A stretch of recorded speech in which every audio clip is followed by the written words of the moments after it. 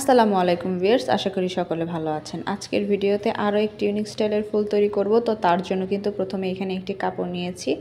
তো কাপড়টিকে রাউন্ড করে কাটার জন্য এরকম একটি ঢাকনা নিয়েছি, যার লম্বা হবে কিন্তু 3 ইঞ্চি। আপনারা চাইলে এখানে 3.5 বা 4 ইঞ্চিও নিতে পারেন। তো কাপড়টিকে রাউন্ড করে মার্ক করে নেওয়ার পর এখানে কাপড়টিকে খুব ভালোভাবে আমি রাউন্ড করে কেটে নিচ্ছি। আমি এখানে টোটাল 5 পিস কাপড় ব্যবহার করেছি। আপনারা চাইলে এর থেকে বেশিও কাপড় ব্যবহার করতে পারেন। তো প্রথম কাপড়টিকে কিন্তু রাউন্ড করে কেটে নিয়েছি এবং সেম মাপে আমি অপর আরেকটি কাপড় নিয়েছি, যার লম্বা হবে কিন্তু 3 ইঞ্চি। তো দুইটাই কিন্তু আমি সমান সমান 3 ইঞ্চিতে করে কেটে নিয়েছি। এবার আমি একটি কাপড় তুলে নিচ্ছি, দুটি থেকে দুটি কাপড় নিয়ে এবার প্রথম যে কাপড়টি সেটিকে আমি এইভাবে করে দুই সাইডের কাপড় অর্ধেক বরাবর ভাঁজ দিয়ে দিচ্ছি।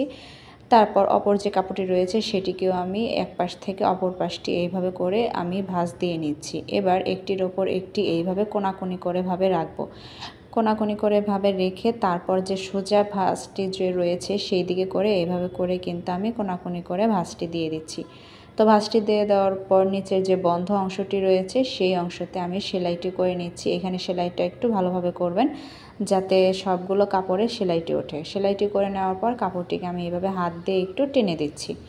তো প্রথম কাপড়টিকে কিন্তু আমি সেলাই করে নিলাম। এবার পরবর্তী যে কাপড়টি সেটিকেও আমি এইভাবে অর্ধেক করে ভাঁজ দিয়ে নিচ্ছি এবং পাশের যে কাপড়টি রয়েছে সেটিকেও অর্ধেক করে ভাঁজ দিয়ে নিচ্ছি। তারপর অপর যে কাপড়টি রয়েছে সেমভাবে এটিকেও আমি একটির ওপর একটি রেখে তারপর ভাঁজ দিয়ে নিচ্ছি।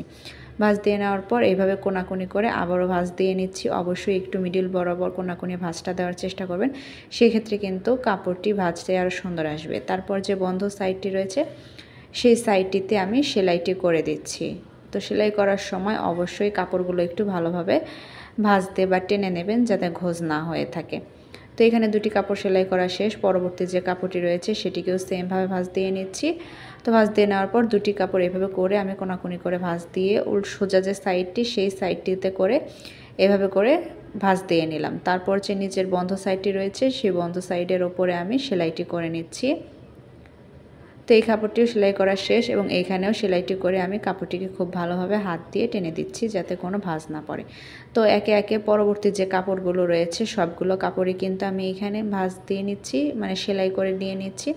যেহেতু আমি এখানে 5 পিস কাপড় করে ব্যবহার করেছি, তো আপনারা চাইলে কিন্তু এখানে আরও বেশি কাপড় ব্যবহার করতে পারবেন। এখানে যেহেতু আমি দুটি কালারের কাপড় ব্যবহার করেছি, আপনারা চাইলে কিন্তু এখানে যে কোনো একটি কালারের কাপড়ও ব্যবহার করতে পারেন।